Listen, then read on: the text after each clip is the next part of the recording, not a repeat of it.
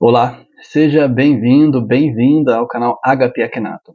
Hoje nós vamos falar sobre o arquétipo da morte, né? Esse simbolismo da morte, afinal que causa tanto medo, né? Mas também produz fascinação em algumas pessoas que fazem tatuagem e até mesmo tem esse desenho gravado, né, em seus objetos pessoais, né? Tem gente que gosta.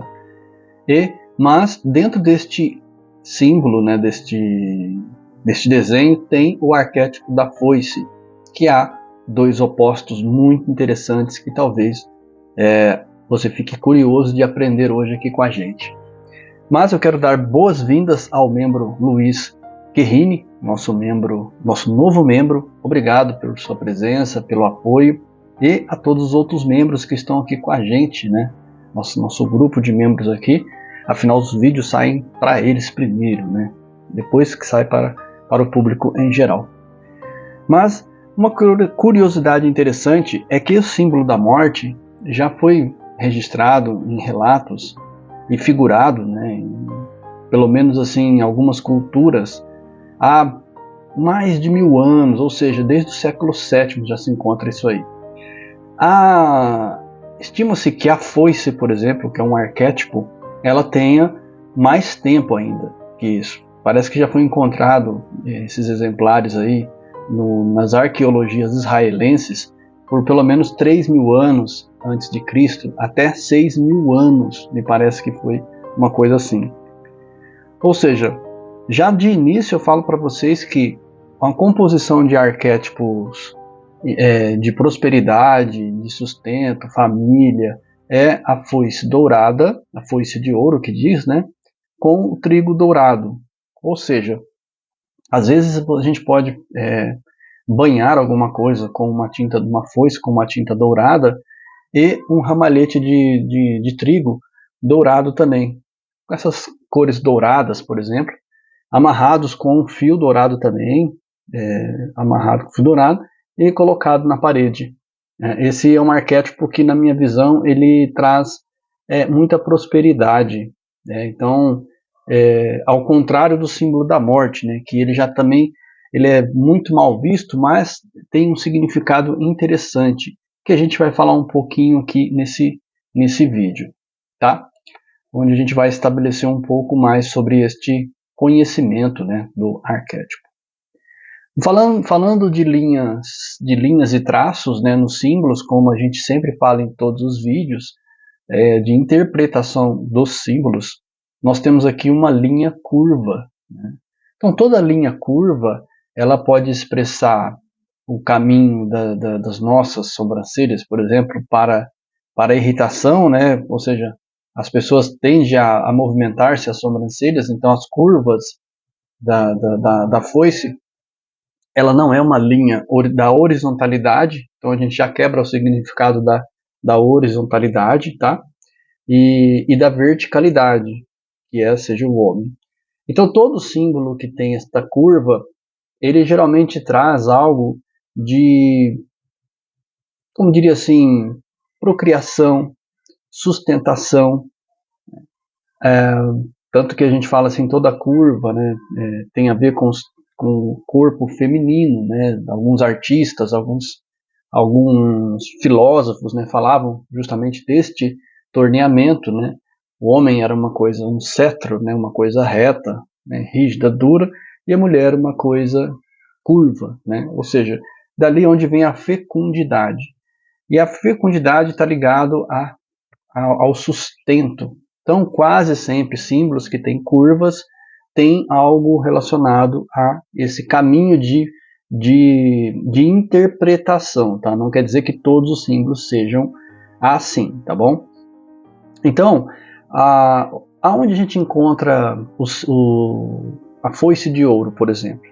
Vamos falar de um lado, de uma características, não digo negativa, né, mas da força do ceifar, a vida, né, da morte, e do outro aspecto.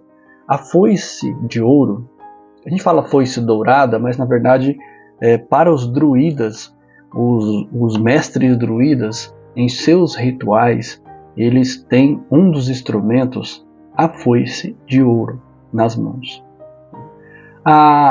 Nós podemos ter a foice como um instrumento de morte, no sentido de que quando vem, corta os laços da vida. Os fios que nos ligam ao corpo, os fios de afeto que nos ligam às pessoas, isso é cortado, a nossa presença é cortada. E esse corte é simbolicamente simbolizado por aquele cara de esqueleto, né, da morte, né, tão tenebrosa morte. Mas tudo isso é um simbolismo. E, na verdade, a foice de ouro, a foice dourada, já é o contrário disso. Porque a foice, para os antigos, era um símbolo de corte do trigo. Ou seja, é imprescindível para a sobrevivência do homem. Para que naquele tempo pudesse se colher mais trigos e ter assim o excedente para estocar, para nas épocas frias você ter condição de sobreviver. Ou seja, também a foice está muito ligada ao cultivo do arroz também, né? Onde as pessoas tendem a possuir esse corte rápido, né, para a colheita e fazer esse estoque. Sem esses instrumentos que a gente tem no passado, a gente pode entender o seguinte, que houve um tempo que a foice era de cobre, por exemplo. Depois vem o aço. Mas houve um tempo que houve foices de todo o metal que pudesse ter. Quem tinha? Havia foices de ouro? Também. Então, só que o ouro é considerado o alto puro conhecimento, a sabedoria. Então, quando você tem na mão do sacerdote a foice de ouro, indica ali o conhecimento supremo, o cortar os laços com a vida com sabedoria, e não pela obrigatoriedade de que todo ser humano tem que morrer, por exemplo. Ali nós estamos falando de cortar os laços com a vida em vida, com a sabedoria. A sabedoria corta esse passado que a gente tem e nos projeta para uma nova vida. Portanto, quando a gente vê a foice de ouro cortando esse trigo de ouro, indica o quê? Que a partir dali você se alimenta com o pão da vida, o pão do conhecimento, o pão do Cristo, o pão que é dividido, o corpo celestial que nos é dado, né, que é dividido para nós.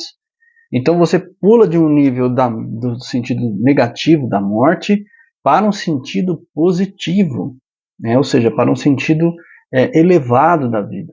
Então, quando você procurar a foice de ouro, por exemplo, você vai encontrar muito falando sobre aquele Asterix, sobre um videogame, um desenho, né? Mas pouco você vai ouvir falar sobre essa parte do conhecimento druida, tá? Que é um dos objetos que, na verdade, esse objeto ele utiliza num ritual para cortar a seiva do carvalho que é elaborado num ritual druida, tá? E nesse ritual druida, a foice, por exemplo, ela é somente esse sacerdote pega essa foice, ele a coloca, ele utiliza no ritual, depois ele guarda no lugar e ninguém toca, simbolizando o quê? O mistério, o desconhecido, aquele conhecimento que está na mão de quem chegou num grau elevado dos mistérios, por exemplo. Seria um sacerdote, vamos dizer assim, no teor real do sentido da palavra, tá? Não um sacerdote como a gente vê hoje, né? Sem conhecimento, sem experimentação. Então, esse conhecimento já é um conhecimento de símbolos mais refinado, com uma composição arquetípica que eu estou ensinando para vocês, além de ser muito bonito, tá? E assim, desperta muita curiosidade. A título de conhecimento, a foice e o martelo simbolizam o comunismo, tá? E o comunismo, o que quer dizer ali?